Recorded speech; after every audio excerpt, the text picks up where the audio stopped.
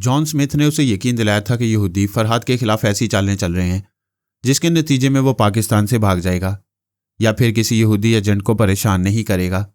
चौधरी हाकिम मेरा यही अंजाम देखने के लिए लंदन में ऐशो इशरत के दिन रात गुजार रहा था। मैंने उस पर कब्जा जमाया। वो ज़रूरी कागजात लेकर एक बैंक में पहुंचा। वहां उसके 5 लाख पाउंड थे। उसने सिर्फ 1000 पाउंड वहां रहने दिए। बाकी तमाम रकम निकालकर दूसरे बैंक आया। वहां उसकी बेटी सोफिया का अकाउंट था। उसने वो तमाम रकम बेटी के अकाउंट में जमा करा दी।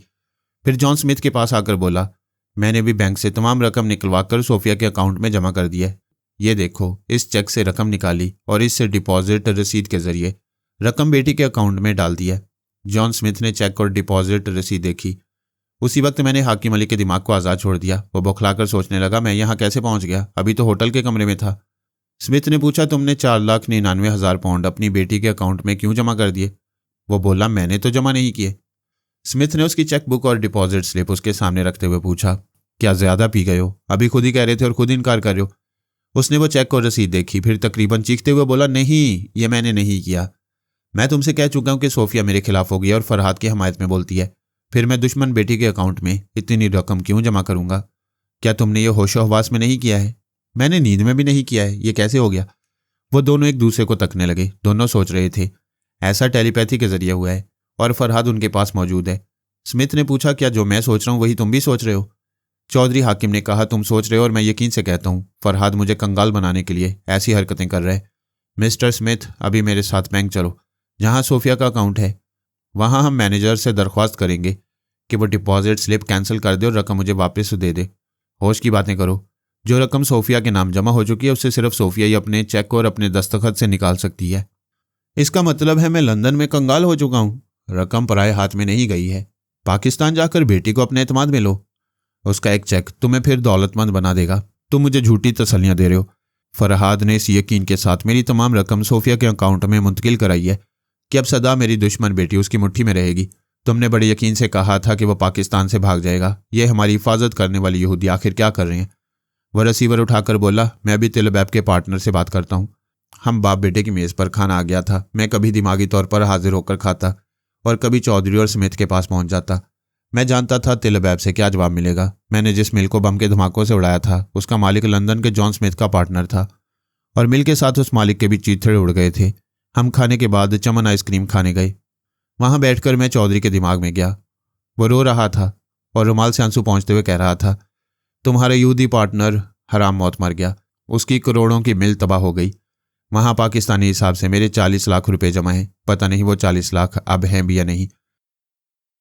जब फरहाद करोड़ों की मिल को धुएं की तरह उड़ा सकता है तो मेरी रकम की क्या अहमियत है? अब मैं वापस जाऊंगा और फरहाद के कदमों में गिरकर मुआफ़ी मांगूंगा, मगर उसके कदम तो कहीं नजर आते नहीं। मैं कहाँ गिरूंगा और कहाँ मुआफ़ी मांगूंगा? मैंने सोफिया के पास पहुंचकर उसे मुखातिब किया। वो बोली, हेलो पापा, मैं दिन रात अपने दिमाग में आपका इंतजार करती रहती हूँ। क्या बहुत मसरूफ थे? हाँ बेटी, एक बुरी खबर है। तुम्हारे डैडी ने लंदन में यहूदियों से मिलकर मुझे पाकिस्तान से भगाने का प्रोग्राम बनाया और मुझे मजबूर करने के लिए मेरी भांजी को गुलबर्ग में कत्ल करा दिया। ओ खुदाया, ये मैं क्या सुन रही हूँ? मुझे ये सुनकर शर्म आ रही है कि मेरे बाप की साजिश से आपके खानदान पर इतना बड़ा जुल्म हुआ है। पापा, कभी सामना हुआ तो मैं आपसे नजरें नहीं मिला सकूंगी। तुम जज्बाती हो रही हो। यांसू पहुंचो। मेरे लिए बहुत है कि तुम जालिम को जालिम कह रही हो। अगर मैं कोई इंतकामी कार्रवाई करूं तो क्या तुम शिकायत करोगी? हरगिज नहीं पापा, मैं आपके साथ हूं और अभी अपने बाप का घर छोड़कर जा रही हूं। वो उठकर खड़ी हो गई। मैंने कहा, रुक जाओ, मैं ये कोठी और दवाओं की फैक्ट्री तुम्हारे नाम करा दूंगा। लंदन में तुम्हारे बाप के अकाउंट में 5 लाख पाउंड थे।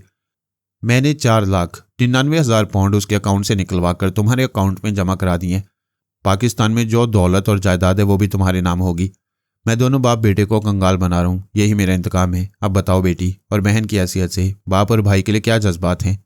नफरत, नफरत और सिर्फ नफरत। जब से आपने मेरे ज़मीर को जगाया है तब से मैं उन दोनों को पाकिस्तान का गद्दार और यहूदियों का गुलाम समझती हूँ। उन्होंने आपकी भांजी को नहीं, मुझे कत्ल कराया है। मैं उनके लिए मर चुकी हूँ। अब वो आबे ज़मज़म से भी गुसल करके आएंगे तो मैं उनसे कोई रिश्ता नहीं रखूंगी। वो आगे भी कुछ अपने जज्बात का इजहार करती, मगर एक सांप को देखकर चीख पड़ी। वो सांप रोशनदान से आया था। सोफिया दौड़ती हुई दरवाजे के पास आई। उसे खोलना चाहा तो पता चला वो बाहर से बंद कर दिया गया है।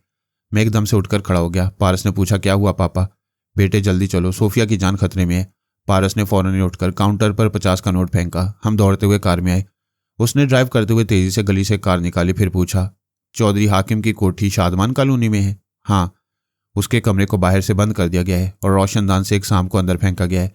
मैं फिर सोफिया के पास आ गया। वो एक मेज पर चढ़कर सहमी हुई नजरों से इधर उधर देख रही थी। सांप दिखाई नहीं दे रहा था मगर कमरे में था। मैंने कहा, बेटी हौसला करो, तुम तन्हा नहीं हो, मैं तुम्हारे साथ हूं। उसने पूछा कि आप टेलीपैथी के जरिए दरवाज़ा खुलवा सकती हैं? जरा ठहरो, मैं तुम्हारे भाई से खुलवाता हूं।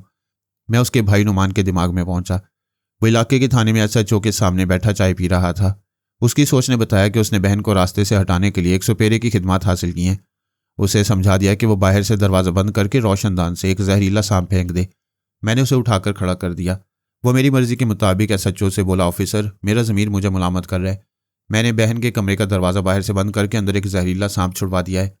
आपके पास इसलिए आकर बैठा हुआ था कि मुझ पर कत्ल का इल्ज़ाम ना आए। यह समझा जाए कि कहीं से सांप आ गया था और उसे डसने के वक्त मैं आपके पास बैठा चाय पी रहा था। ये कहते ही वो दौड़ते हुए अपनी कोठी की तरफ जाने लगा। उससे पहले हम कोठी में पहुंच गए। मैंने पारस से कहा, तुम अंदर जाओ, जिस कमरे का भी दरवाज़ा बाहर से बंद हो उसे खोलकर सोफिया को बाहर निकालो। मैं उसके भाई को यहाँ ला रहा हूँ। पारस दौड़ता हुआ कोठी के अंदर गया। उसी वक्त एक कमरे से सोफिया की चीख सुनाई दी। पारस उधर गया। एक सुपेरा दरवाज़ा खोलकर कमरे में जा रहा था ताकि सांप को पकड़कर पटारे में वापस रख सके। जब पारस वहां पहुंचा तो सोफिया फर्श पर पड़ी, एड़ियां रगड़ रही थी। मैंने करीब पहुंचकर पूछा, सांप ने कहाँ काटा है? उसने एक पैर की तरफ इशारा किया। पारस फर्श पर दोजानू हो गया। एक पैर में सांप के डसने का निशान था। वो निशान पर अपने होंठ रखकर जहर चूसने लगा और एक तरफ थूकने लगा। सुपेरे ने सांप को गर्दन से पकड़ लिया था। उसे पटारे में रखते हुए कह रहा था, यह बहुत जहरीला है, जहर चूसने वाला भी खत्म हो जाता है। नुमान बाबू ने कहा था किसी को मालूम ना हो। कैसे मालूम होगा? तू जहर को मुंह लगाकर कमरे से जिंदा नहीं निकलेगा। वो पटारा लेकर हंसते हुए बाहर जाने लगा। बाहर से नुमान दौड़ता हुआ आ रहा था। दरवाजे पर दोनों एक दूसरे से टकरा गए। इसका नतीजा यह हुआ कि पटारा हाथों से निकलकर फर्श पर गिरते ही खुल गया। सांप फिर आजाद हो गया। मैंने कोठी के कॉरिडोर में आकर देखा, नुमान और सुपेरा एक दूसरे के बिल्कुल करीब फर्श पर पड़े हुए थे और उनके सरों के पास सांप फन उठाए कुंडली मारे बैठा था। उसका फन नुमान और सुपेरे से सिर्फ एक बालिश्त के फासले पर था। यह समझ में नहीं आ रहा था कि दोनों में से किसे डसेगा। नुमान की गिग्गी बंधी हुई थी। सुपेरा कोई मंत्र पढ़ते हुए अपना एक हाथ आहिस्ता आहिस्ता उठा रहा था ताकि सांप को गर्दन से पकड़ सके। मैंने अपने पीछे दौड़ते हुए कदमों की आवाज़ें सुनी। पलट कर देखा, एसएचओ 2 सिपाहियों के साथ तेजी से आ रहा था। उसने मेरे पास आकर पूछा, मिस्टर नुमान कहाँ हैं? फिर उसकी नज़र खुद ही नुमान और सुपेरे पर गई। नुमान सांप को दिख रहा था और थर थर कांपते हुए कह रहा था, मैं सोफिया को मारना चाहता था मगर ये मुझे डस लेगा, बचाओ बचाओ। एसएचओ ने होलिस्टर से रिवॉल्वर निकालकर सांप का निशाना लिया। उसी लम्हे में सांप ने नुमान को डस लिया। सुपेरे ने बड़ी फुर्ती से उसकी गर्दन पकड़ ली। पुलिस अफसर ने कहा, इसे पटारे में डालो और नुमान को बचाओ, जल्दी करो। वह सांप को पटारे में रखते हुए बोला, यह सांप बहुत जहरीला है, मैं इसका जहर नहीं निकाल सकूंगा, इसे अस्पताल ले जाओ। उसी वक्त पारस सोफिया को बाजू में उठाए कमरे से बाहर आया। फिर बोला, मैंने जहर चूस लिया है, इसे फौरी तिब्बी इमदाद की ज़रूरत है। वो बोलता हुआ बाहर जा रहा था। पुलिस अफसर ने कहा, रुक जाओ, पहले मुझे मालूम होना चाहिए यहाँ क्या हो रहा है। मैंने कहा, ऑफिसर, पहले मालूम करना ज़रूरी नहीं, पहले तिब्बी इमदाद ज़रूरी है। पारस बाहर जा चुका था। मैं दौड़ता हुआ उसके पीछे आया। वो कार की पिछली सीट पर सोफिया को लेटा रहा था। मैंने स्टीयरिंग सीट संभाली। 2 सिपाही नुमान को उठाकर जीप में डालने जा रहे थे। ऑफिसर सुपेरे की गर्दन पकड़कर बाहर ला रहा था। उसने मेरी तरफ हाथ उठाकर हुक्म दिया, रुक जाओ, हमारी गाड़ी के पीछे चलो। मैं कार स्टार्ट करके आहते से बाहर आया, फिर रफ्तार बढ़ाता चला गया। पुलिस वाले मेरे पीछे आने लगे। हमने सोफिया को करीबी अस्पताल में पहुंचा दिया। पारस पर जहर ने असर नहीं किया था लेकिन उसे नशा हो गया था। एक डॉक्टर सोफिया को अटेंड कर रहा था। मैंने दूसरे डॉक्टर से कहा, इस जवान ने इस लड़की का जहर चूसकर थूक दिया है, प्लीज़ इसे भी इंजेक्शन लगा दें। पारस एक बेड पर लेट गया। 2 सिपाही नुमान को ला रहे थे। पुलिस अफसर ने डॉक्टर से कहा, इसे भी सांप ने डस लिया, प्लीज़ इसे भी अटेंड करें। डॉक्टर ने एक नर्स को सिरिंज दी ताकि वो पारस को इंजेक्शन लगाए। फिर वो नुमान को चेक करने लगा, उसकी नब्ज देखी, उसके बाद कहा, सॉरी, ये मर चुका है। पुलिस अफसर ने मुझे हकारत से देखकर पूछा, ओए तू कौन है? बड़ी तेजी दिखाकर इधर आया। मैंने कहा, तेजी ना दिखाता तो वो बहन भी अपने भाई के साथ मर जाती। तूने पुलिस वालों की तेजी नहीं देखी है, थाने चल, अभी तुझे दिखाता हूँ। मैंने पारस की तरफ देखकर कहा, तुम आराम करो, मैं अभी आता हूँ। अफसर ने हंसते हुए कहा, अच्छा, थाने से वापस आने का यकीन है? फिर उसने डॉक्टर से कहा, मैं सिपाहियों को भेजता हूँ, वो लाश को पोस्टमार्टम के लिए ले जाएंगे। उसके दोनों सिपाही मेरे दाएं बाएं आकर खड़े हो गए। एक ने हुक्म दिया, चलो। मैं उनके साथ बाहर आया। सुपेरा जीप के रॉड के साथ हथकड़ी के जरिए बंधा हुआ था। अफसर ने सिपाही से कहा, इस बंदे को हथकड़ी का दूसरा हिस्सा पहना दो। मैंने कहा, मैं शराफत से चल रहा हूँ, यही बहुत है, वरना हथकड़ी पहनाने से पहले गिरफ्तारी का वारंट दिखाना होगा। तू हमें कानून सिखाता है? गिरफ्तारी का वारंट तो हवालात पहुंचा कर दिखाऊंगा। सिपाही ने हुक्म के मुताबिक रॉड में फंसी हुई हथकड़ी खोली। उसका एक हिस्सा सुपेरे की कलाई में था। सिपाही ने दूसरा हिस्सा अपनी कलाई में पहन लिया। पुलिस अफसर दूसरे सिपाही के साथ अगली सीट पर चला गया था। वह दूसरा सिपाही जीप ड्राइव करने लगा। उन्हें इत्मीनान था कि मैं जीप के पीछे एक सिपाही की निगरानी में सुपेरे के साथ कैदी बना बैठा हूं। थाने पहुंचकर जीप रुक गई। अफसर शान बेनियाजी से चलते हुए अपने कमरे में चला गया। ड्राइव करने वाले दूसरे सिपाही ने हैरानी से हमें देखा, फिर अपने साथी से पूछा, हथकड़ी तुमने क्यों पहनी है? मैंने दूसरे के दिमाग पर कब्जा जमाया। पहला सिपाही दिमागी तौर पर आज़ाद होकर खुद को हथकड़ी में देख रहा था। मेरा अल्लाहकार सिपाही उन्हें रगीदता हुआ हवालात में ले गया।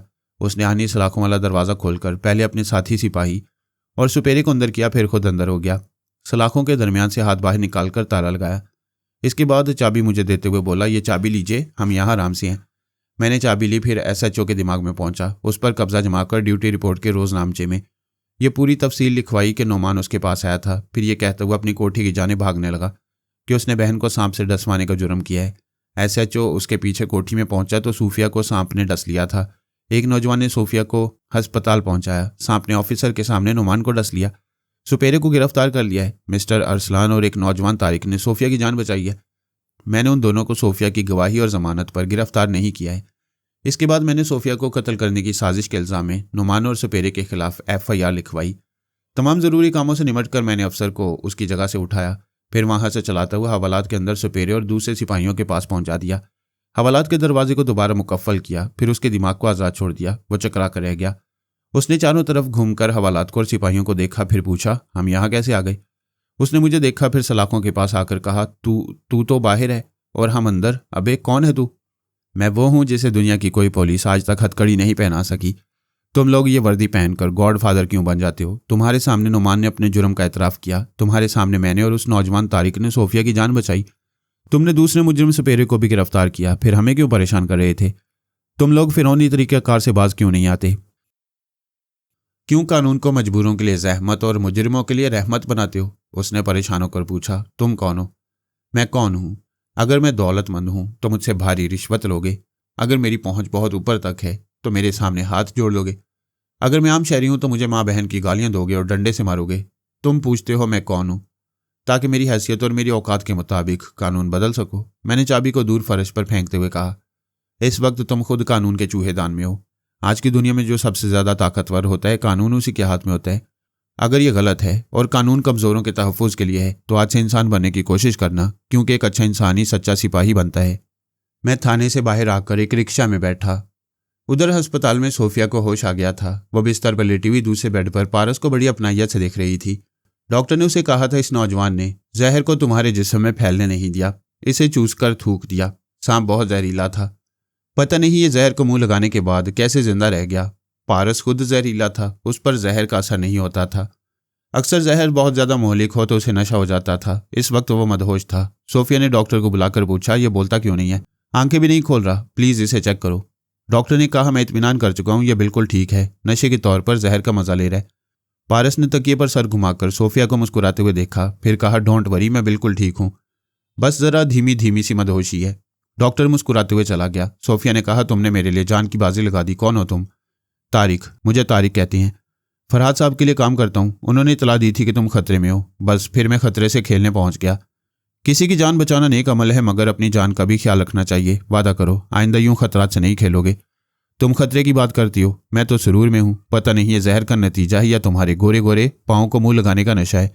क्या तुम्हारे बदन से शराब छलकती है? पहले तो वह झींप गई, फिर उसने शर्माकर दोनों हाथों से मुंह छुपा लिया। उंगलियों के पीछे चोरी चोरी उसे देखा। जिंदगी में पहली बार कोई अच्छा लग रहा था, सीधा दिल में घुस रहा था और वह मना नहीं कर पा रही थी। पारस ने पूछा, क्या तुम्हें मालूम है सांप तुम्हारे कमरे में कैसे आया था? मैंने उसे कमरे के रोशनदान से फर्श पर गिरते देखा था। जब उसने डस लिया तो मेरे होश उड़ गए। बदन में ऐसी जलन थी जैसे मेरे अंदर आग लग गई हो। मैंने धुंधलाई हुई नजरों से तुम्हें देखा और अपने पाँव की तरफ इशारा किया। इसके बाद मैं बेहोश होने लगी। सिर्फ इतना याद है, कमरे में एक अजनबी पटारा लेकर आया था और कुछ कह रहा था। वो सुपेरा था, कह रहा था, मैं जहर चूसने के बाद जिंदा नहीं रहूंगा। सुपेरे को मुझसे क्या दुश्मनी थी? सुपेरे को नहीं, तुम्हारे भाई को दुश्मनी थी। वह तुम्हें रास्ते से हटाना चाहता था क्योंकि बाप के कारोबार में तुम उसकी हिस्सेदार थी। फिर नुमान को यह अंदेशा था कि तुम फराज साहब की बेटी बनने के बाद बाप बेटे को कंगाल बना दोगी। उन्हें बाप और भाई कहते हुए मुझे शर्म आती है। कुछ भी हो, तुमसे खून का रिश्ता है। तुम्हें यह सुनकर सदमा होगा कि उस सांप ने नुमान को हलाक कर दिया है। सोफिया खला में तकने लगी। पारस ने कहा, अपने फिर अपने ही होते हैं, ख्वाह कितनी ही दुश्मनी करें, उनकी मौत से सदमा जरूर होता है। सदमा भाई की मौत का नहीं है, जो जहर वो मेरे लिए लाया था वही उसकी हलाकत का सबब बन गया। हाँ, सदमा यह है कि मुझे भाई की दुश्मनी मिली, प्यार नहीं मिला। हाँ, ये बड़ी बदकिस्मती होगी अगर बाप और भाई का प्यार ना मिले। सच कहती हूँ, अगर मुझे पापा की मोहब्बत और सरपरस्ती ना मिलती तो मैं सदमे से मर जाती। पापा कहाँ हैं?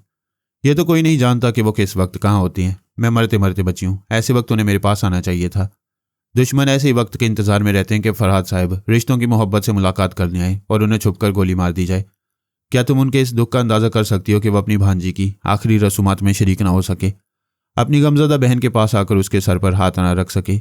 वाकई पापा के दुख का अंदाजा कोई नहीं कर सकता। मैं मानती हूँ पापा को हमसे मिलने के लिए मंजर पर नहीं आना चाहिए। क्या तुम कमजोरी महसूस कर रही हो?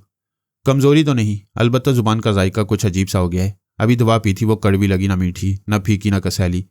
शायद ये जहर का असर है। तुम्हारी जुबान कैसी है? मीठी है।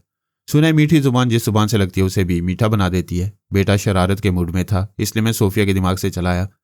इंस्पेक्टर जनरल ऑफ पुलिस मुझसे ताउन कर रहा था। मैं एक बार उससे राब्ता कर चुका था। उसने वादा किया था कि मुल्क में होने वाले जुराइम के मुतालिक वो मुझे इतला देता रहेगा कि कहाँ क्या हो रहा है।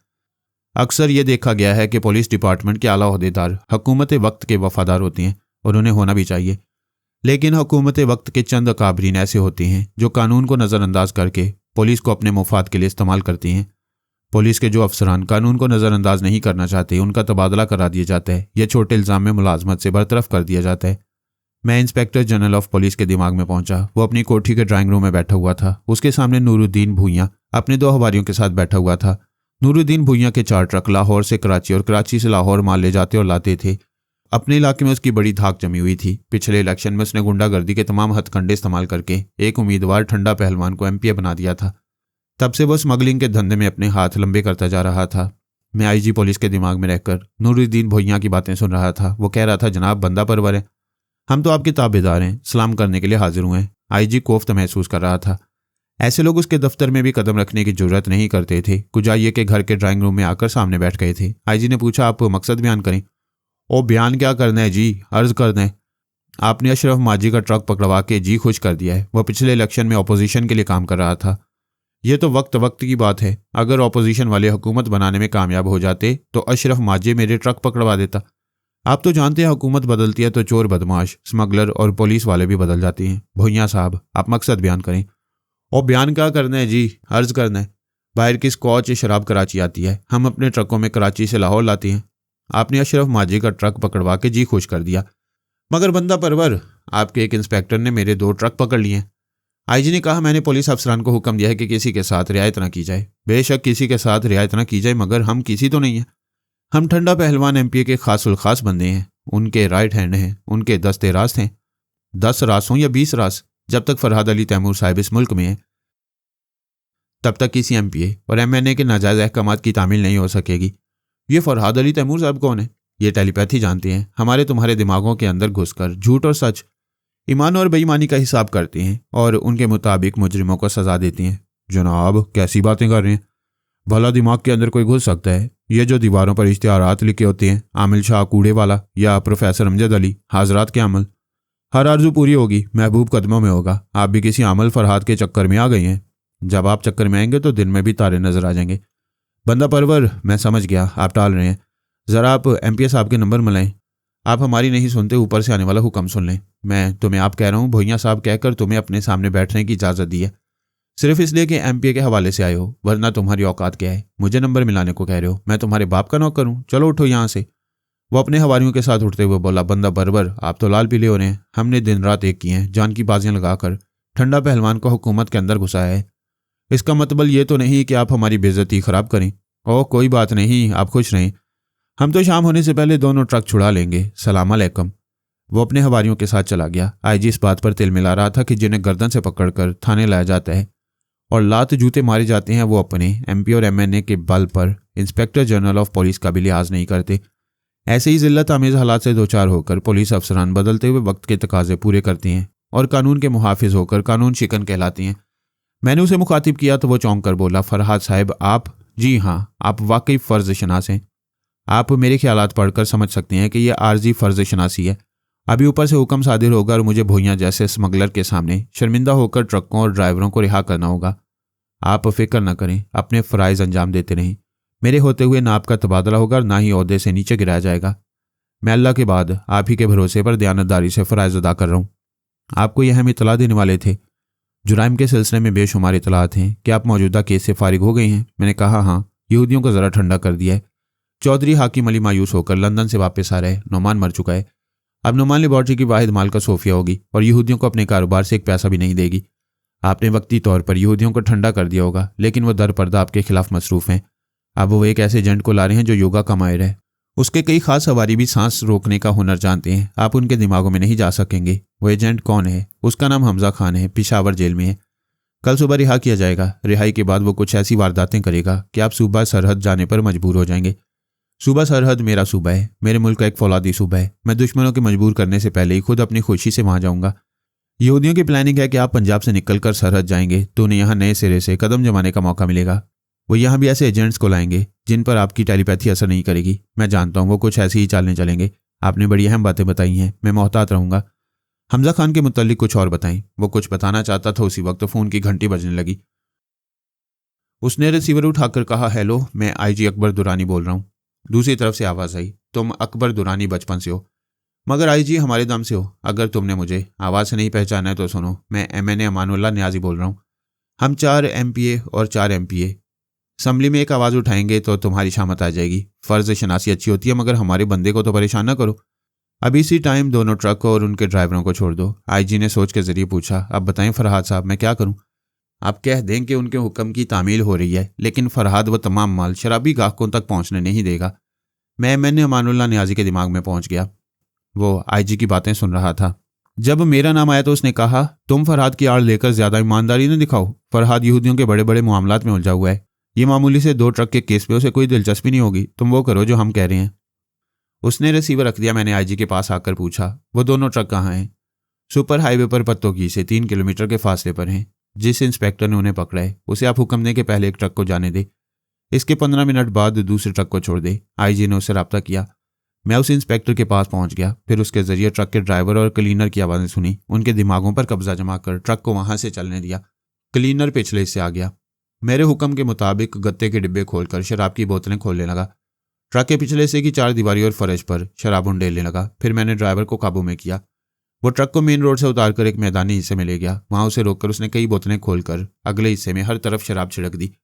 बॉनट खोलकर इंजन पर भी कई बोतलें तोड़ दी। फिर माचिस की तीली जलाकर उस ट्रक के अंदर फेंककर क्लीनर के साथ भागता हुआ दूर जाने लगा। ट्रक से आग के शोले भड़क रहे थे। वो शोले भड़कते और फैलते जा रहे थे। फिर पेट्रोल की टंकी के फटने से एक जबरदस्त धमाका हुआ। क्लीनर ने ड्राइवर से पूछा, उस्ताद तुमने आग क्यों लगाई? ड्राइवर ने उसे पूछा, तूने शराब की तमाम बोतलें क्यों तोड़ दी? पूरे ट्रक को शराब में नहला दिया। अबे उस्ताद के लिए एक पेटी शराब तो रख लेता। उस्ताद भूया साहब इतने जूते मारेंगे कि शराब से ज्यादा नशा हो जाएगा। मैंने दूसरे ट्रक के ड्राइवर और क्लीनर के पास आकर वही तरीका इख्तियार किया और उसे भी तमाम बोतलों समेत तबाह कर दिया। फिर मैंने MNA के पास आकर देखा, वहां MPA ठंडा पहलवान और स्मगलर नूरुद्दीन भोइया बैठे हुए थे और भी चंद बड़े बड़े लोग मौजूद थे। भोइया कह रहा था, आप लोगों के हिस्से की बोतलें तो पहुंचा दिया करता हूँ। आज स्कॉच विस्की की नई खीप आ रही है। आज रात मेरी तरफ से पीने की दावत है। चरगे बेहिसाब होंगे, आप रज के पियेंगे।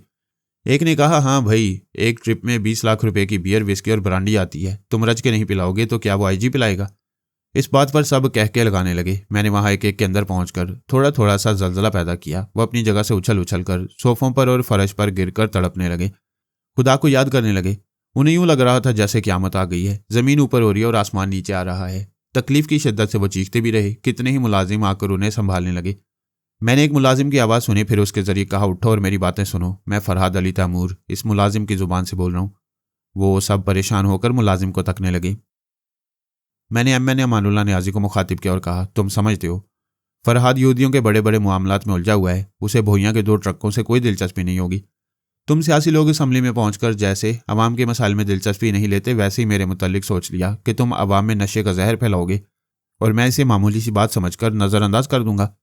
वो बोला, जनाब फराज साहब, बाहर से आने वाली शराब बहुत महंगी होती है। उसे आम लोग खरीद नहीं सकते। ये तो सिर्फ शुरफा के लिए मंगवाई जाती है। आप यूरोप अमेरिका में रहते हैं, वहाँ हर घर में शराब पी जाती है। आपको तो इस मामले में फराग दिल होना चाहिए। मैंने कहा, यूरोप और अमेरिका में सूअर का गोश्त और दूसरे हराम खाने मिलते हैं। क्या मैं फराग दिल होकर तुम्हारे जैसे शुरफा को हराम खिलाऊं? क्या तुम नहीं जानते कि मैं और मेरे खानदान के अफराद और बाबा साहब के दायरे से ताल्लुक़ रखने वाले ना कभी शराब पीते हैं और ना हराम खाते हैं? भोइया ने कहा, बंदा परवर, आप हम पर एतराज करने आए हैं? जिन मुल्कों में रहते हैं वहां के लोगों को शराब नोशी से क्यों नहीं रोकती हैं? वहां शराब नोशी गैर कानूनी नहीं है और पाकिस्तान में गैर कानूनी है। तुम लोग इस अमली में कवानीन बनाते हो, जाओ और शराब नोशी को कानूनन जायज़ करार दो, फिर मैं कुछ नहीं कहूँगा, अवाम खुद ही जूते मारेंगे। जनाब दुरुस्त फरमाते हैं, मगर कुछ तो ख्याल करें, यहाँ हर शहर में और हर बड़े घर में पी जाती है, आप किस किस को रोकेंगे? मुझे हर फर्द को रोकने की क्या ज़रूरत है, मैं शराब की सप्लाई ही रोक दूंगा। जैसे आज मैंने भोइया के शराब से भरे हुए 2 ट्रक तबाह कर दिए। नूरुद्दीन भोइया ने चीख मारकर कहा, क्या मेरे 2 ट्रक तबाह कर दिए? नहीं, ये झूठ है, तुम यहाँ हो और हमारे ट्रक 30-40 किलोमीटर दूर। तुम ऐसा हाई ब्लड प्रेशर वाला मजाक ना करो। जाओ अपने ट्रकों की खबर लो और अस्पताल में दाखिल हो जाओ। आज तुम्हें ट्रक समेत तकरीबन 30 लाख रुपए का नुकसान पहुंच चुका है। अब मैं इस मुलाजिम के दिमाग से जा रहा हूं, आइंदा ऐसी स्मगलिंग से पहले अपने नुकसानात का हिसाब कर लिया करो, मैं तुम लोगों का पीछा नहीं छोड़ूंगा। फिर मैंने अमानुल्लाह न्याजी से कहा, तुम तमाम MNA मुत्तहिद होकर मुल्क को बना सकते हो, मगर अपने इत्तेहाद से मुल्क को बिगाड़ते हो। मैं तुम्हें वार्निंग देता हूँ, IG जैसे तमाम दयानतदार अफसरान के खिलाफ कोई सियासी दबाव न डालना, वरना लोग तुम्हारी कब्र पर फूल चढ़ाने तो क्या थूकने भी नहीं आएंगे। मैंने IG के पास आकर तमाम रुदात सुनाई। वो खुश होकर बोला, खुदा की कसम फराज साहब, आप यहाँ अपनी हुकूमत बनाए तो यह मुल्क जन्नत नज़ीर हो जाए। खुदावंद करीम ने मुझे यह इल्म किसी एक मुल्क तक महदूद रखने के लिए नहीं दिया। मैं जब तक हूँ अपने तरीक़ेकार से पाकिस्तानी अवाम को यह बताऊँगा कि सिर्फ सियासतदान और पुलिस वाले दयानतदारी से अपने फ़राइज़ अंजाम दें तो यहाँ करप्शन रहेगा, ना महंगाई रहेगी। सवाल पैदा होता है, बुरे को अच्छा कैसे बनाया जाए? सिर्फ अल्लाह ताला ही राह रास्त पर चलाता है। कलाम पाक में वाज़ेह तौर पर यह कहा गया है कि ऐ मुहम्मद सल्लल्लाहु अलैहि वसल्लम, तुम्हारा काम सिर्फ हदायत देना है, लोगों को राह रास्त पर लाना हमारा काम है। यही वजह है कि हमारे आखिरी नबी हज़रत मोहम्मद सल्लल्लाहु अलैहि वसल्लम ने हदायत दी और उसवे हसना से नेकी और रास्ती का दरस दिया। जिसे अल्लाह ने ईमान की तौफीक दी वो ईमान लाए, बाकी गुमराह रहे। मैं भी खुदा का नाचीज़ बंदा हूँ, मैं रास्ता दिखा सकता हूँ, रास्ते पर जबरन चला नहीं सकता। आप दुरुस्त फरमाते हैं, ये दुनिया एक तमाशा घर है, यहाँ काले भी हैं गोरे भी, अच्छे भी हैं बुरे भी, इंसान भी हैं शैतान भी। हमारी ये दुनिया एक दूसरे के तजाद से बनाई गई है। तजादात के बायस यहाँ तरह तरह के वाक़यात, जज्बात और एहसासात पैदा होते रहते हैं। ये ना हो तो दुनिया जन्नत बन जाए, और अगर ये जन्नत बन जाए तो फिर आकबत में जन्नत की कशिश नहीं रहेगी। मैंने पूछा, आप हमजा खान के मुतालिक बता रहे थे। वह हथियारों का बहुत बड़ा स्मगलर है। जदीद हथियार सरहद पार से इलाका गैर में आते हैं, वहां से पाकिस्तान के हर बड़े शहर में पहुंचाए जाते हैं। कराची में उन हथियारों की ज़्यादा खपत है। क्या हाईवे से माल ले जाया जाता है? जी हाँ, दरियाई रास्ते से भी स्मगलिंग होती है। हमजा खान 6 फुट का सेहतमंद जवान है। उम्दा सेहत के बायस उम्र का सही अंदाज़ा नहीं किया जा सकता। अपने गैंग में ऐसे जवानों को रखता है जो उसकी तरह जूडो कराटे का फ़न जानते हैं और योगा की मशकें करते रहती हैं। गैंग का कोई जवान नशा नहीं करता। अगर कोई नशे की हालत में पकड़ा जाए तो उसे गोली मार देता है। IG ने पेशावर में उसकी कोठी का पता और फ़ोन नंबर बताया। मैंने उसे याददाश्त में महफूज कर लिया, फिर कहा, मैं जा रहा हूँ, आपसे फिर किसी वक्त रब्ता करूँगा। मैंने अपनी बहन शाहीना को मुखातिब किया, उससे कहा, ज़रूरी सामान बांधो और मेरी आबाद की हुई बस्ती फरहाद विलेज में अपने बेटे के साथ कुछ अरसा रहो। खतरात टल जाएंगे तो वापस आ जाना। वो जाने से इनकार करना चाहती थी। मैंने कहा, मैं कुछ नहीं सुनूंगा। बेटे की ज़िंदगी अजीज़ है और मुझे परेशानियों से बचाना चाहती हो तो तैयार हो जाओ। मैं कुछ दिनों के लिए लाहौर से बाहर जा रहा हूँ। अब तुम्हारे पास सोच के ज़रिए सलमान आया करेगा। अच्छा, खुदा हाफिज़। मैंने सलमान से कहा, शाहीना और कामरान को पाकिस्तान से फ्रांस ले आओ, मेरे विलेज में उन्हें खैरियत से पहुंचा दो। सफ़र के दौरान तुम में से किसी न किसी ख्याल ख्वानी करने वाले को माँ बेटे के दिमागों में मौजूद रहना चाहिए। कोई प्रॉब्लम पेश आए तो मुझसे रब्ता करो। इसके बाद मैंने पारस के पास आकर कहा, मैं पेशावर जा रहा हूँ, तुम्हारे अंकल सलमान तुमसे रब्ता करेंगे। तुम उनके ताउन से चौधरी हाकिम अली का कारोबार सोफिया के नाम मुंतकिल कराओ, फिर मैं अगला प्रोग्राम बताऊंगा। मैं सलमान और पारस को तमाम अहम जिम्मेदारियां सौंपकर पेशावर की तरफ रवाना हो गया। अली तैमूर ने तनवीमी नींद से बेदार होने के बाद सुसाना और जिब्राइल के साथ सिर्फ 2 घंटे गुजारे थे। जब मैंने उसे बताया कि मैंने ख्याल ख्वानी करने वाले दानियाल और रायमा को हमेशा के लिए ख़त्म कर दिया है, तो उसने फैसला कर लिया कि सुसाना और जिब्राइल से दूर रहना चाहिए। यहूदी जासूस अब इस रिहाइशगाह की कड़ी निगरानी करेंगे। सुबह हो चुकी थी। वो आर्जी मेकअप करके वहां से निकल आया। लैला ने उसके पास आकर पूछा, क्या इरादा है? यूं अचानक निकल पड़े हो, तुमने कुछ तो सोचा होगा। फिलहाल यही सोचा है कि मुझे तनहा रहना चाहिए। मैं सुसाना के साथ रहता तो वो मुझसे अपनी मोहब्बत छुपा ना सकती और दुश्मनों को शुबा होता कि मुझसे कोई गहरा लगाव है और मैं फरहाद अली तैमूर की टीम का कोई खास आदमी हूँ। तुमने ठीक सोचा, लेकिन यहाँ किस हैसियत से रहोगे? कहाँ पनाह लोगे? क्या बाबा साहब के इदारे से ताल्लुक़ रखने वालों से रब्ता करूँ? आप इदारे में जाएं, वहाँ से मालूमात हासिल करें कि यहाँ हमारे सुराग रसानों में कितने अफराद सरकारी ओहदों पर हैं। जो सबसे अहम ओहदे पर होगा मैं उसकी जगह रहूँगा। वो ओहदेदार ऐसा हो कि मेरी तरह कद और जसामत हो और चेहरा भी ऐसा हो कि हल्की प्लास्टिक सर्जरी से मैं उसका हमशक्ल बन जाऊँ। यहाँ हमारे प्लास्टिक सर्जरी के माहिर का भी पता बताएं। लैला ने बाबा साहब के इदारे के माहिरीन से रब्ता किया। वो इदारे के ऐसे तमाम अफराद का रिकॉर्ड चेक करने लगे जो इसराइल में यहूदी बनकर किसी न किसी अहम सरकारी ओहदों पर काम कर रहे थे और हमारे इदारे के लिए जासूसी के फ़राइज़ अंजाम दे रहे थे।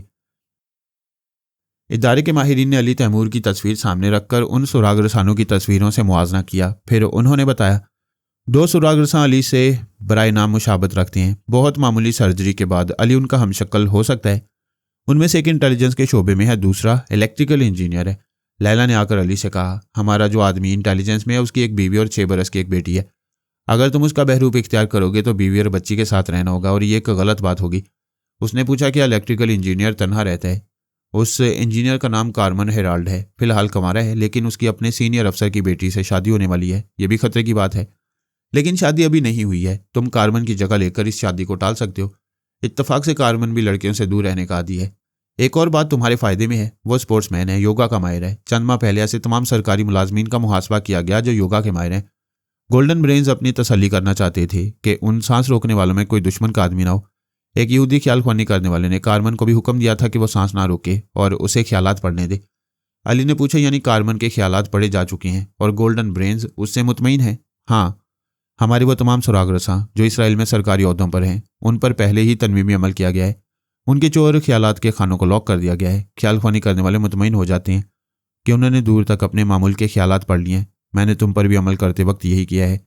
अगर कोई दुश्मन तुम्हारे ख्यालात जबरन पढ़ना चाहे तो ज़रूर पढ़ेगा, लेकिन चोर खाने तक नहीं पहुंच पाएगा। जहां तक पहुंचेगा वहीं तक तुम्हारे ख्यालात की इंतहा समझेगा। अली ने प्लास्टिक सर्जरी के माहिर की रिहाइशगाह में कार्मन से मुलाकात की।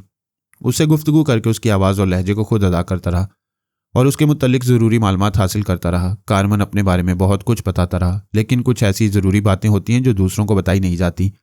वो बातें लैला उसके दिमाग से मालूम कर रही थी और अली को बताती जा रही थी। इस दौरान उसके चेहरे पर सर्जरी होती रही। कार्मन अपने डिपार्टमेंट के तमाम जूनियर और सीनियर अफसरान की तस्वीरें लेकर आया था। वो एक एल्बम में थी। सीनियर अफसर की बेटी पामेला की भी कई तस्वीरें थीं जिससे कार्मन की शादी होने वाली थी। अली ने तमाम चेहरे जहन में नक्श कर लिए। चूंकि कार्मन संजीदा था, हर एक से बेतकल्लुफ नहीं होता था, इसलिए ऐसी आदत ने अली के लिए आसानी पैदा कर दी थी। बहुत कम लोगों से उसका वास्ता पड़ने वाला था। प्रोग्राम के मुताबिक कार्मन रात के 8 बजे अपनी कार में दोबारा उस रिहाइशगाह में आया जहां अली अब कार्मन बन चुका था। सर्जरी के माहिर ने कार्मन के चेहरे पर मामूली सी तब्दीली की ताकि वो अब कार्मन हेराल्ड ना रहे। जो को ये जिम्मेदारी दी गई कि वो कार्मन के दिमाग में रहेगी और सरहद पार करने में उसकी मदद करेगी। तिलबैब से लबनान और दमिश्क की सरहदें करीब थीं। कार्मन एक स्याह रंग की गाड़ी में बैठकर दमिश्क की सरहद की सिमत रवाना हो गया। कार्मन ने अपने बंगले में कोई मुस्तकिल मुलाजिम नहीं रखा था। दफ्तर का एक चपड़ासी सुबह शाम आकर घर की सफाई और दूसरे काम किया करता था। कार्मन रात का खाना खुद पका कर खाता था। सुबह का नाश्ता चपड़ासी तैयार करता, दोपहर को दफ्तर या किसी होटल में खा लिया करता। जिस तरह मुसलमान जुमे को और ईसाई एतवार को छुट्टी मनाते हैं, उसी तरह यहूदी हफ्ते के दिन छुट्टी करते हैं। वो जुमे की रात होटलों और तफरीह गाहों में गुजारता था और हफ्ता की सुबह देर तक सोता रहता। इसी मामूल के मुताबिक अली रात के खाने के लिए एक साइड होटल में आया। समुंदर के साहिल पर बड़ी रौनक थी। चांद, समुंदर, हुस्न, मौसीकी और शराबो शबाब की रंगीनियां हद नज़र तक बिखरी हुई थीं। ये तमाम रंगीनियां बहुत महंगी थीं। सिर्फ दौलतमंद ही वहां ऐश कर सकते थे। हर दौलतमंद के साथ 1-2 हसीनाएं थीं। अली तैमूर के पास भी एक आई। उसने माजरत चाहते हुए उसे वापस कर दिया। वह एक बालकनी में बैठा खाने से पहले सूप पी रहा था और सोच के जरिए लैला से कह रहा था, अम्मी, अच्छा ही हुआ कि मैं इलेक्ट्रिकल इंजीनियर की हैसियत में हूँ। आप कार्मन से दरियाफ्त करें यहाँ ज़ेरे ज़मीन दफातर और खुफिया रहायशगाहें कितनी हैं और कहाँ हैं, क्योंकि उन खुफिया मुकामात तक भी बिजली का कनेक्शन पहुँचाया गया होगा। मैं तुम्हारी बात समझ रही हूँ, तुमने बहुत दूर की सोची है। हमारा ध्यान उधर नहीं गया था कि गोल्डन ब्रेन्स जिस खुफिया अड्डे में भी जाते होंगे वहाँ बिजली का कनेक्शन ज़रूर होगा। जी हाँ अम्मी, हो सकता है बिजली का कनेक्शन पहुंचाने वाले अफसरों और मुलाजमों को ये ना मालूम हो कि वो कोई खुफिया अड्डा है या वहाँ गोल्डन ब्रेन्स आकर बैठते हैं, लेकिन बिजली जहाँ जहाँ खर्च होती है उन तमाम जगहों का हिसाब बिजली के शोबे के दफातर में ज़रूर होगा। अली का दिमाग कहाँ से कहाँ पहुँच रहा था। लैला तफसीलात हासिल करने कार्मन के पास चली गई। वो सूप पीने के बाद खाने का ऑर्डर देने लगा। उसी वक्त पीछे से एक लड़की ने कहा, मेरे लिए भी खाने का ऑर्डर दो। अली ने सर घुमाकर देखा, पामेला मुस्कुरा रही थी। फिर वो आंखें दिखाते हुए बोली, जानते हो मैं कब से तलाश कर रही हूँ, जनाब यहाँ बैठे हैं। वो सामने आकर मेज़ के दूसरी तरफ बैठ गई। बेरे को खाने का ऑर्डर देकर रुखसत किया। फिर बोली, कल तुमने कहा था कि फ्राइडे नाइट घर में गुजारोगे, किसी होटल में नहीं खाओगे। ये बात अली को मालूम नहीं थी कि कार्मन ऐसा कह चुका है। वो बात बनाते हुए बोला, बेशक कहा था कि आज की रात बाहर नहीं निकलूंगा, लेकिन ये कोई अदालती फैसला तो नहीं था। मैंने फैसला किया, मैंने फैसला बदल दिया। वाह, कितनी आसानी से कह रहे हो। मैंने 2 बार तुम्हारे घर फ़ोन किया, फिर खुद वहां गई, मगर दरवाज़ा लॉक्ड था। मैं समझ गई मुझे धोखा देकर यहाँ तन्हा तफरीक ले आए हो। आखिर तुम मुझसे कतराती क्यों हो? तुम मुझे कई बरस से देखती और समझती आ रही हो। मेरी कोई गर्लफ्रेंड नहीं है, मैं किसी लड़की से बात नहीं करता। हाँ, तुम्हारी इज्जत करता हूँ क्योंकि तुम मेरे सीनियर अफसर की बेटी हो, यानी मुझ में और कोई खूबी नहीं है। मेरे हुस्न शबाब पर लाखों मरते हैं और तुम्हें कोई कशिश नहीं मिलती। क्या तुम्हें एहसास है कि इस तरह तुम मेरी इंसल्ट करते हो? इंसल्ट की बात नहीं है। मैं शायरी आशिक मिजाज नहीं हूँ, इलेक्ट्रिकल इंजीनियर हूँ। बिजली के झटके खाता हूँ, मुझे हुस्न के झटके नहीं लगते। तुम्हारी सादगी और शराफत पर मरती हूँ और खूब समझती हूँ कि शादी के बाद आखिरी सांस तक मेरे ही रहोगे।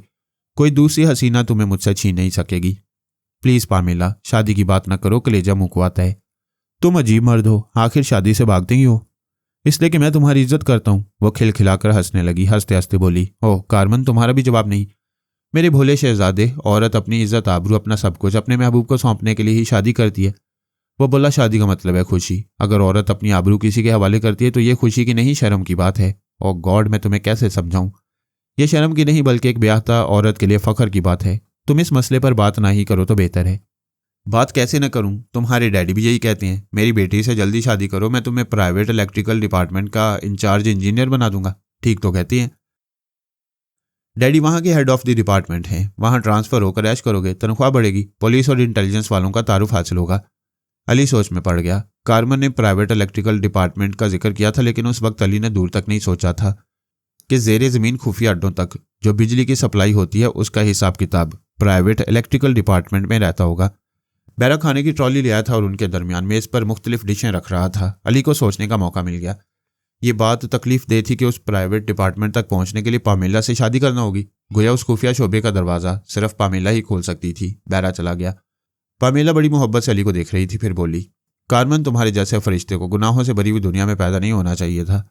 मैं तन्हाई में कितनी बार तुम्हारे करीब आई, तुम्हें तरह तरह से बहक जाने पर आमादा करना चाहा, मगर तुम मजबूत कुव्वत इरादी के मालिक हो।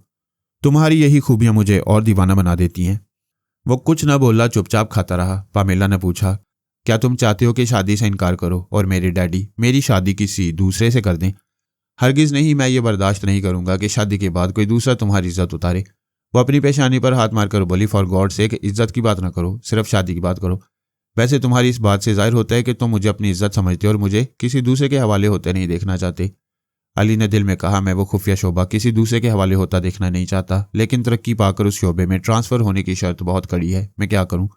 यह हसीना गोल्डन ब्रेन्स तक पहुंचने की सीढ़ी बन गई है। पामेला ने पूछा, क्या सोच रहे हो?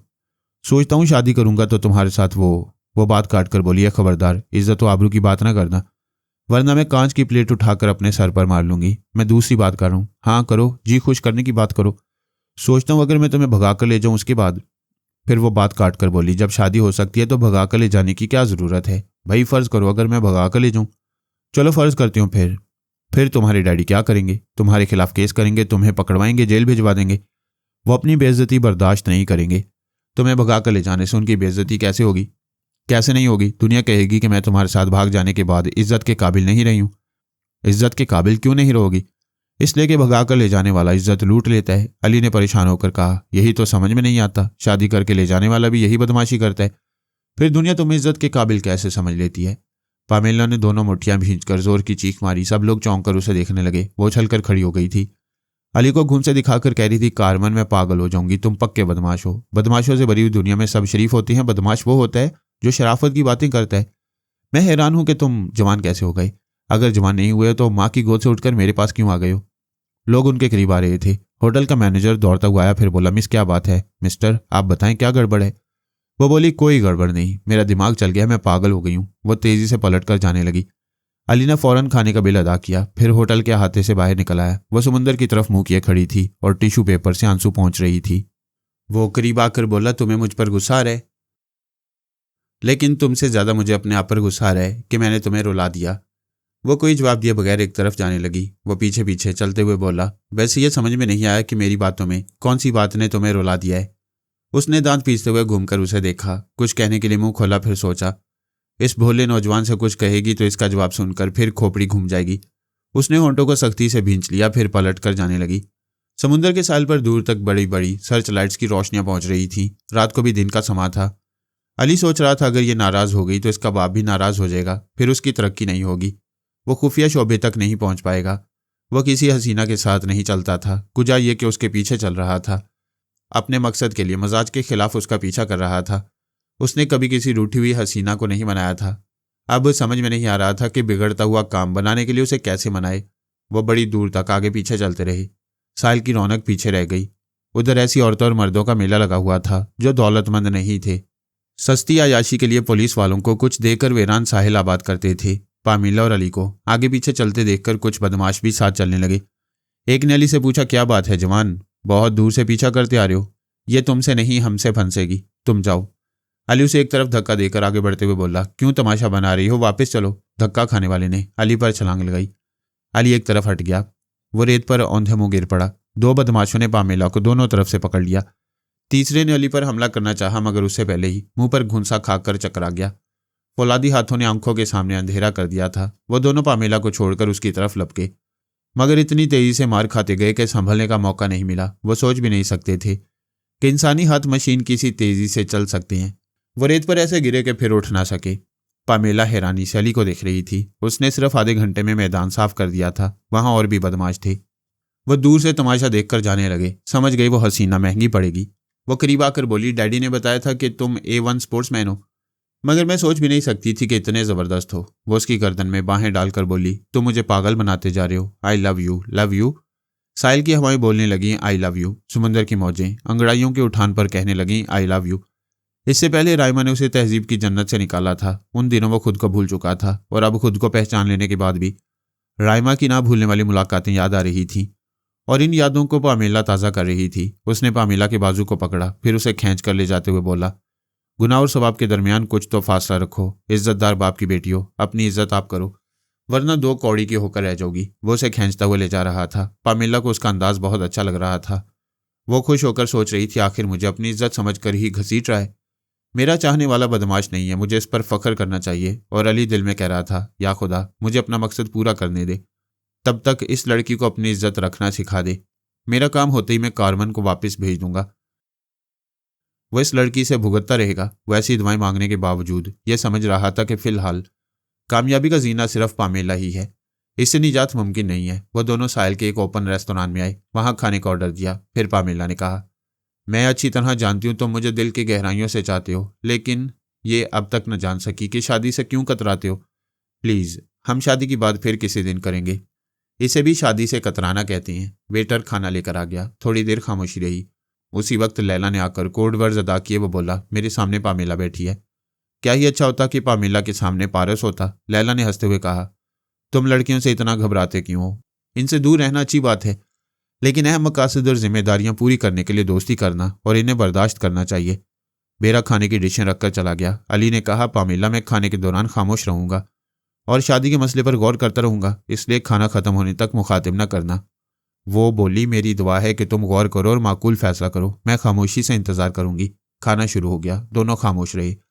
लैला ने कहा, कारमन ने बताया है कि प्राइवेट रहायशगाह हूँ, सरकारी और फौजी खुफिया अड्डों में जो बिजली पहुंचाई जाती है उसका हिसाब किताब बिजली के खुफिया शोबे में रहता है। वहां पामेला का बाप हेड ऑफ द डिपार्टमेंट है।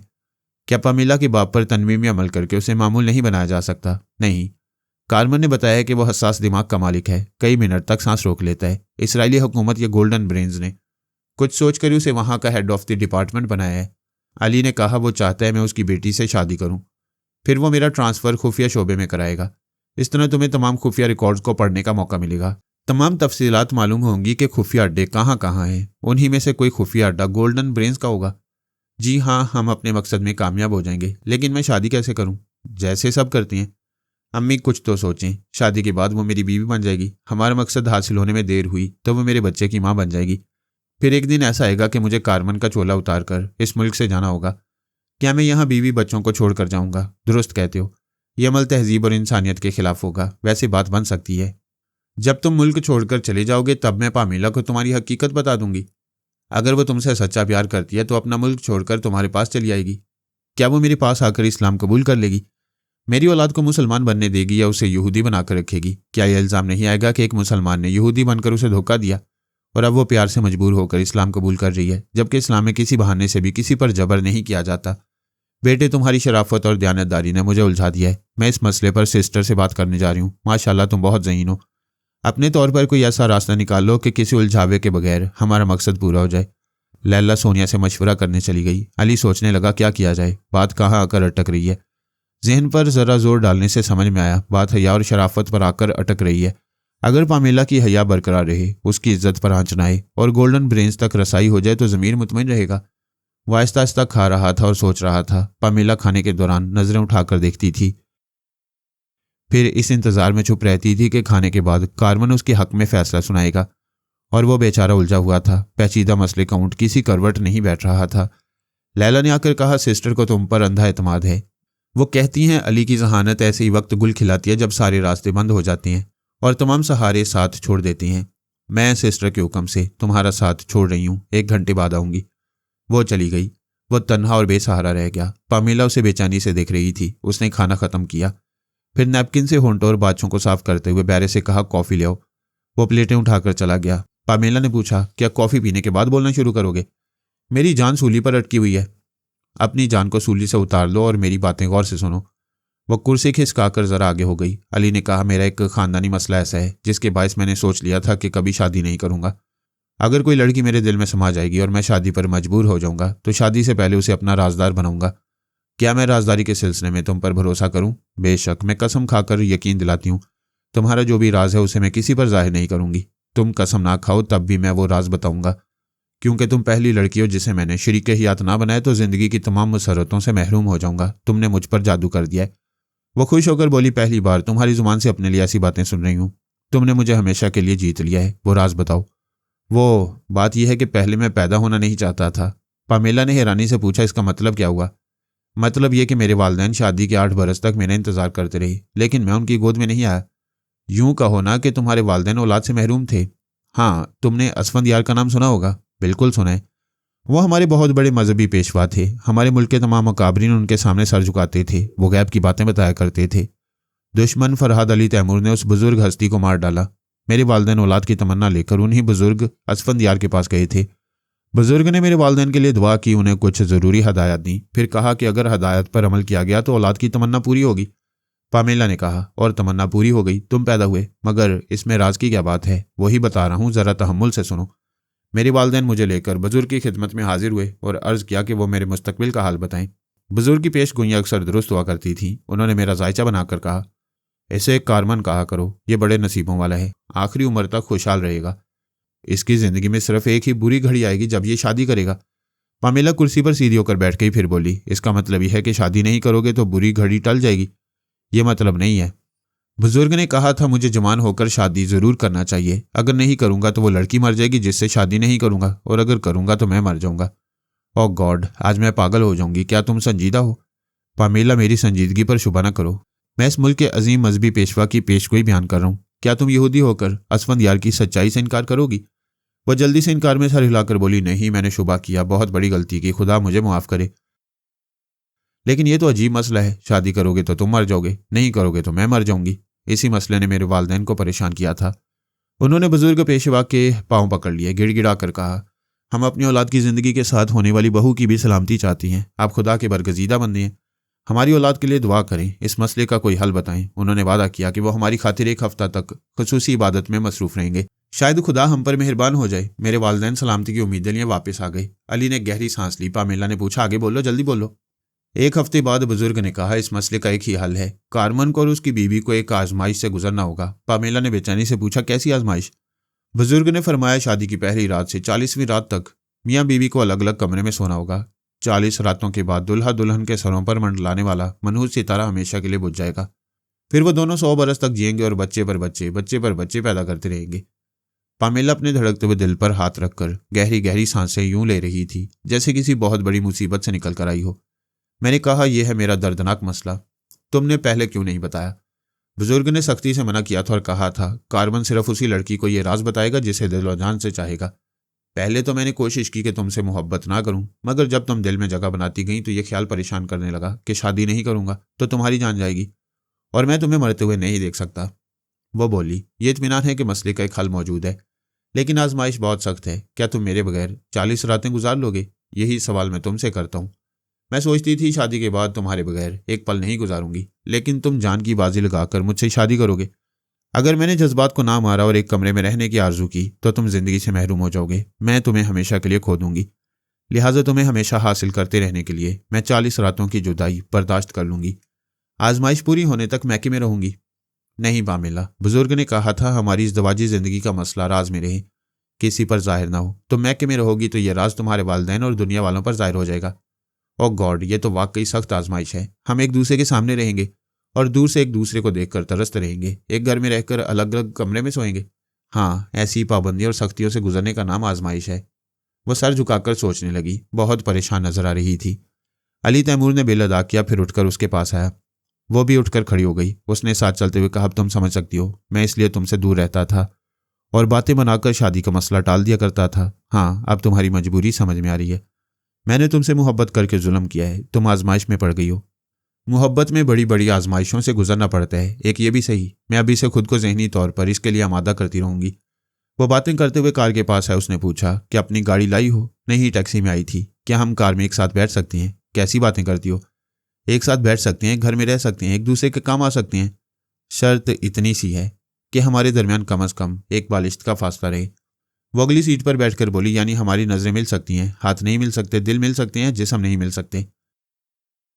वह स्टीयरिंग सीट पर आकर बैठ गया, कार को स्टार्ट करके आगे बढ़ाया, फिर बोला, तुम इस मसले पर ज्यादा ना सोचो।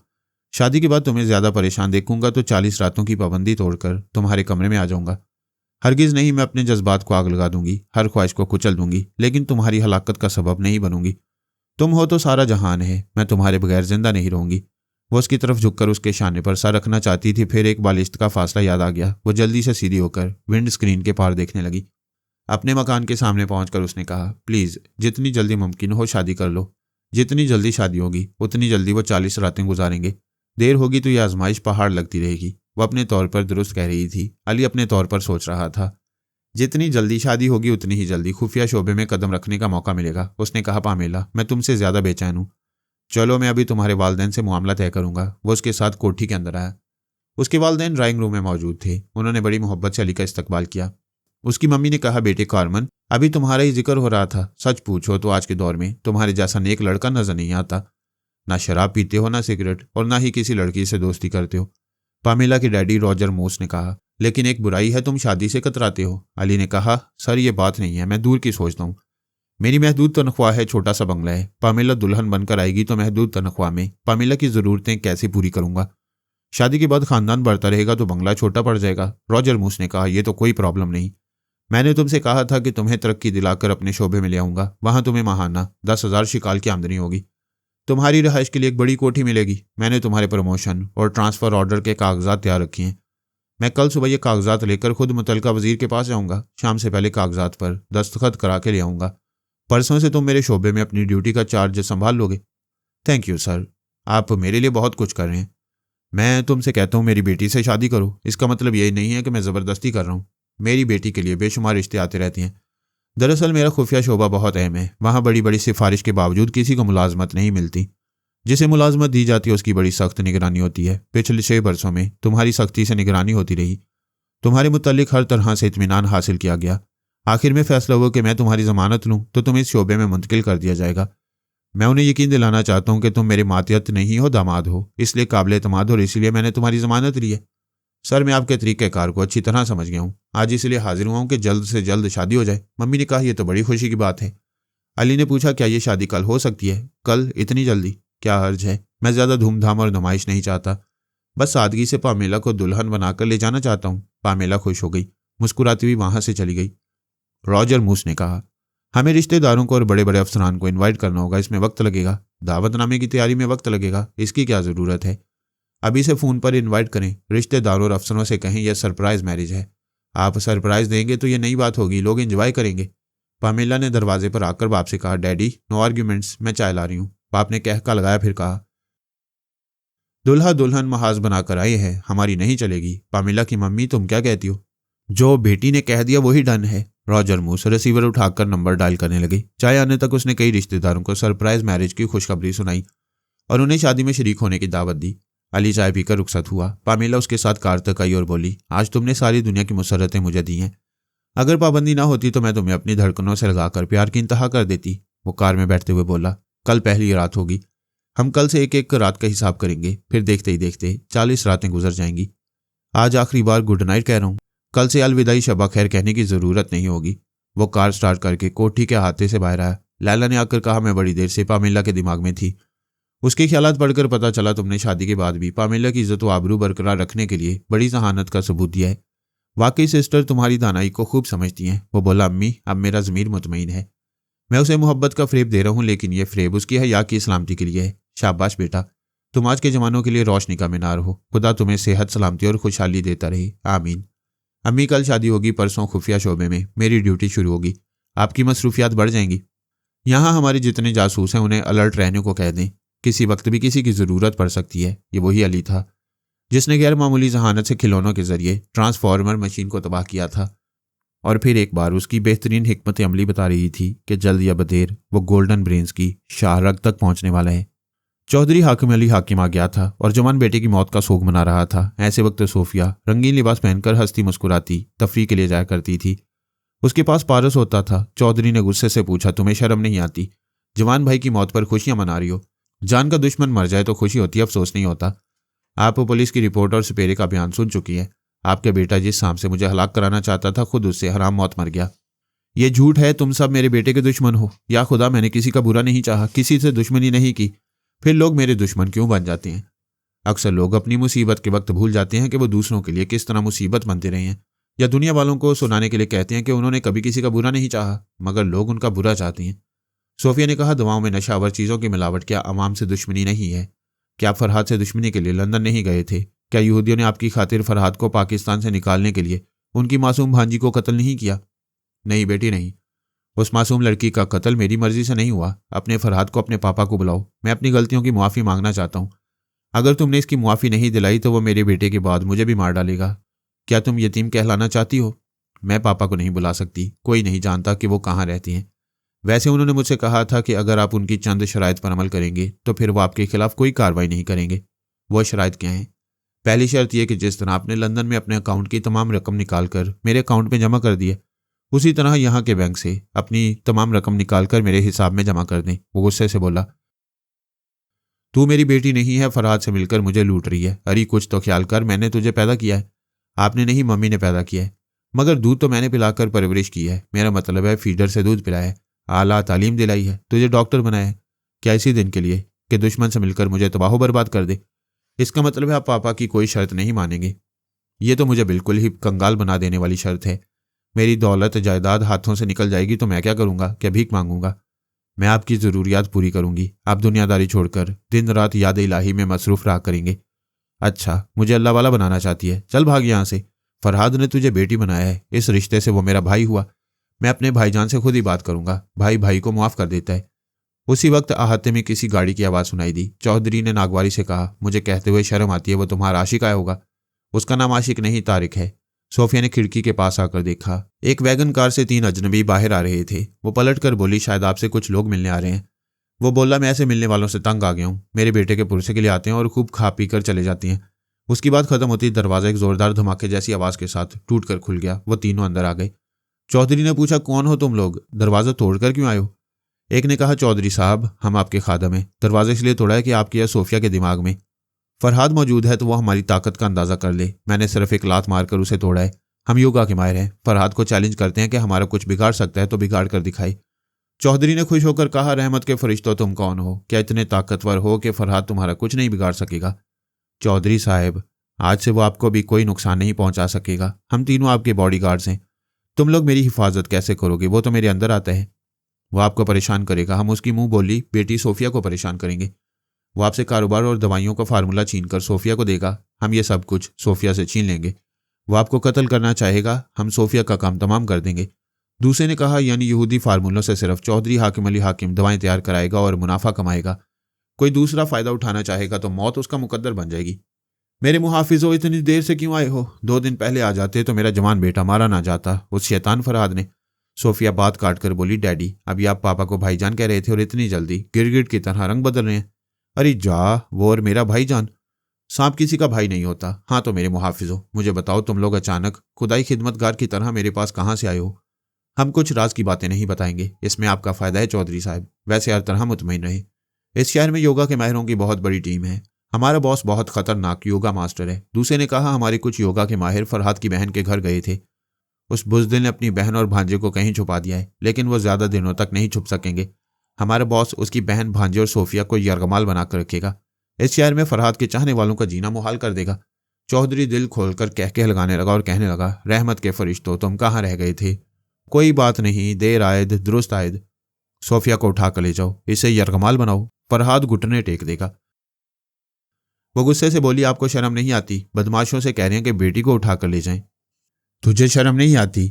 अपने नाजायज बाप के जरिए लंदन की मेरी तमाम रकम अपने अकाउंट में जमा करा ली, टेलीपैथी के जरिए मेरे जवान बेटे को हलाक कराया और कहती है सांप ने डस लिया। अगर ये मेरे मुहाफिज ना आते तो तू मुझे भी कत्ल करा देती। तू मेरी दौलत और जायदाद पर सांप बनकर बैठ गई है। तुम लोग देखते क्या हो, इसे उठा कर ले जाओ। बाहर फिर किसी गाड़ी की आवाज़ सुनाई दी। चौधरी ने खिड़की से देखा, पारस आया था। उसने अजनबी मुहाफिजों से कहा, तारिक आया है। तारिक कौन है? मेरी बेहया बेटी का आशिक है, इसके हाथ पांव तोड़ दो ताकि वो आशिकी भूल जाए।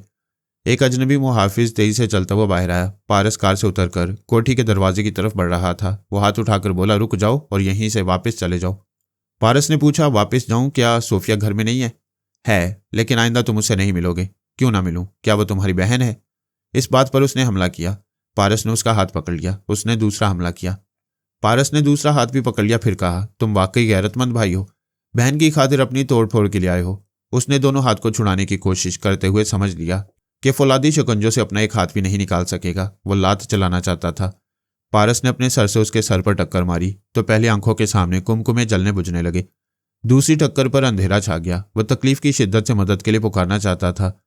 मुंह खोलते ही ठोड़ी पर घूंसा पड़ा। खुला हुआ मुंह ऐसे बंद हुआ कि ऊपर नीचे के दांत आपस में टकराए और उनके दरमियान जुबान आ गई। वो हलक फाड़कर चीखने लगा। उसकी चीखें सुनकर चौधरी के दोनों मुहाफिज चौंक गए। एक ने दूसरे से कहा, जाओ देखो, ब्लैक बेल्ट होकर बुज़दिल की तरह चीख रहा है। दूसरा दौड़ता हुआ गया। सोफिया ने कहा, तुम लोगों की शामत आ गई है। तारिक कोई मामूली शख्स नहीं है, मेरे पापा का मातियत है। फिर तो उस मातियत के हाथ पांव तोड़कर फरहाद के पास उसे तोहफे के तौर पर पार्सल कर दूंगा। उसकी बात खत्म होते ही दूसरा साथी टूटे हुए दरवाजे से गुजरता हुआ सोफिया के कदमों के पास आकर फर्श पर गिर पड़ा। उसकी नाक और खुले हुए मुंह से खून बह रहा था। सोफिया खुशी से झूम गई, कह कहलगाने लगी। चौधरी ने कहा, ऐ मुहाफिज भाई, तुम तो कह रहे थे फरहाद तुम्हारा कुछ नहीं बिगाड़ सकेगा। उसके एक बंदे ने तुम्हारे 2 बंदों को 1 मिनट के अंदर पंक्चर कर दिया है। मुहाफिज ने जख्मी साथी को ठोकर मारकर पूछा, बाहर कितने दुश्मन हैं? पारस ने कमरे में दाखिल होकर कहा, मैं अकेला हूं और ये देखो मैं खाली हाथ हूं।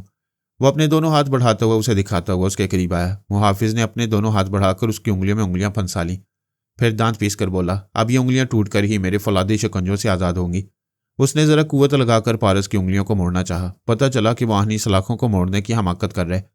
उसने पूरी कुव्वत सरफ की, मगर पारस इत्मीनान से खड़ा हुआ सोफिया से पूछ रहा था, ये मुर्गे कौन है? सोफिया ने कहा, यह दावा करता है कि योगा का माहिर है। अपनी ताकत का मुजाहरा करते हुए दरवाजा तोड़ कर आया है। यह कहता है इसका बॉस इससे भी ज्यादा ताकतवर और योगा का माहिर है। यहाँ सांस रोकने वालों की बहुत बड़ी टीम आई है। पापा को मजबूर और बेबस करने के लिए उनके आदमी शाहीना बाजी और उनके बेटे कामरान को अगवा करने गए थे, लेकिन बाजी अपने बेटे के साथ कहीं चली गई हैं। अब ये मुझे ले जाकर पापा को मजबूर करना चाहती हैं। चौधरी ने मुहाफिज से कहा, ऐ मुहाफिज भाई, तुम इनकी बातें क्या सुन रहे हो? इसकी उंगलियां तोड़ दो। वो परेशान होकर बोला, मैं अब दूसरा दाव इस्तेमाल करूंगा। उसने दूसरा दाव इस्तेमाल करने के लिए अपनी उंगलियों को छुड़ाना चाहा। अब पारस ने उन्हें जकड़ लिया। वो तड़प कर दोनों हाथों को आज़ाद कराने की कोशिश करने लगा। पारस ने जरा और सख्ती से जकड़ लिया तो वो चीख कर बोला, छोड़ दो, मैं बहुत बुरा आदमी हूं, मेरे हाथ छोड़ दो। वो सर से टक्कर मारकर हाथ छुड़ाना चाहता था। पारस ने उंगलियों को जोरदार झटका दिया। कड़क कड़ कड़क कड़ उंगलियां टूटने की आवाजें आईं। वह हलक फाड़कर चीख रहा था। चौधरी का मुंह भी खुल गया, मगर उसमें से चीख नहीं निकल रही थी, एक हाय निकल गई। सोफिया खुशी से पागल हो रही थी। पागलपन में बाप को भूलकर पारस से लिपट गई थी और दिल खोलकर कह लगा रही थी। पारस ने उसके हाथों को छोड़ दिया। उसकी दोनों हथेलियां और उंगलियां ढीली होकर झूल रही थी। वो लड़खड़ाता हुआ पीछे जाकर दीवार से लग गया था। पारस ने कहा, तुम तीनों योगा के माहिर हो, मगर इस हालत में सांस नहीं रोक सकोगे। अगर फरहाद साहब तुम्हारे दिमागों में आएंगे तो उनका रास्ता कैसे रोकोगे? चौधरी साहब की हिफाजत कैसे करोगे? चौधरी आगे बढ़कर बोला, अरे ये तुम्हारे सामने टूट गए तो मेरे फरहाद भाई के सामने क्या ठहरेंगे? इन गधों को तो पता नहीं है कि फरहाद भाई ने मेरी सोफिया को अपनी बेटी बनाया है। इस रिश्ते से वो मेरे भाईजान है। सोफिया ने कहा, मैं तुम्हारी बेटी नहीं हूं। तुम्हारी बेटी तो वो थी जिसे तुम इन गुंडों के जरिए अगवा कर रहे थे। मेरे पापा तुम्हारे जैसे बेगैरत के भाई हो ही नहीं सकते। बेटी, जुबान को लगाम दो। बाप कितना ही बुरा हो उसे बुरा नहीं कहते, यानी मानते हो कि तुम बुरे हो। बुरा था, अब नहीं हूं। इन बदमाशों की कमजोरियों ने और भाईजान की ताकत ने मुझे इंसान बना दिया। पारस ने पूछा कि इंसान होने का सबूत दोगे? ज़रूर दूंगा, आजमा कर देख लो। अभी अपने वकील को बुलाओ या उसके पास जाओ और तमाम कारोबार सोफिया के नाम लिख दो। मियाँ साहबजादे, किसी इंसान से उसका सब कुछ छीन लेना इंसानियत नहीं है। तुम गैर इंसानी आजमाइश के जरिए मुझसे इंसान होने का सबूत मांग रहे हो। मैं सबूत इंसान से नहीं, यहूदियों के दलाल से मांग रहा हूँ। सोफिया ने कहा, बड़े मियाँ, तुम जब तक अपनी दौलत और जायदाद मेरे नाम करके ये साबित नहीं करोगे कि अब यहूदियों के दलाल नहीं रहे, तब तक मैं तुम्हें डैडी नहीं कहूंगी। अच्छा अच्छा, ठीक है, मुझे सोचने का वक्त दो। वह वहां से जाने लगा। दोनों मार खाने वाले भी बाहर चले गए थे। पारस और सोफिया ने पोर्च में आकर देखा। वह तीनों टूटने फूटने के बाद गाड़ी में बैठकर जा रहे थे। चौधरी हाकिम अली भी उनके साथ गाड़ी में बैठकर बोला, मुझे अपने बॉस से मिलाओ, मैं कंगाल होना नहीं चाहता। मुझे दुश्मनों से बचाओ। वह चला गया। पारस ने कहा, तुम्हारा बाप नहीं सुधरेगा। वह गर्दन में बाहें डालकर बोली, तुम क्या चीज हो? उस रोज मेरे बदन का जहर चूस लिया, मेरी जान बचाई, आज मेरी इज्जत बचाने के लिए 3 जबरदस्त गुंडों से टकरा गए। क्या यह सबूत नहीं है कि तुम मुझे दिल और जान से चाहते हो? यह सबूत नहीं है, क्योंकि फराइज अदा करने वाले बॉडीगार्ड भी ऐसा करते हैं, मगर तुम्हारी तरह जान पर नहीं खेलते। मैं तो तुम पर तन मन और धन से फिदा हो गई हैं। मुझसे शादी करोगे? पारस ने अपनी गर्दन से उसकी बाहों को अलग किया, फिर कोठी के अंदर जाते हुए बोला, मैं खाना बदोश हूँ। फरहाद साहब के हुक्म से मुल्क और शहर बदलता रहता हूँ। आज यहाँ हूँ, कल पता नहीं कहाँ पहुँचूंगा। जिसका घर ना हो वो घर क्या बसाएगा? मैं पापा से कहूंगी, वो तुम्हें मेरे नाम कर देंगे। उन्हें हजारों मातियत मिल सकती हैं, मुझे तुम्हारे जैसा जीवन साथी नहीं मिलेगा।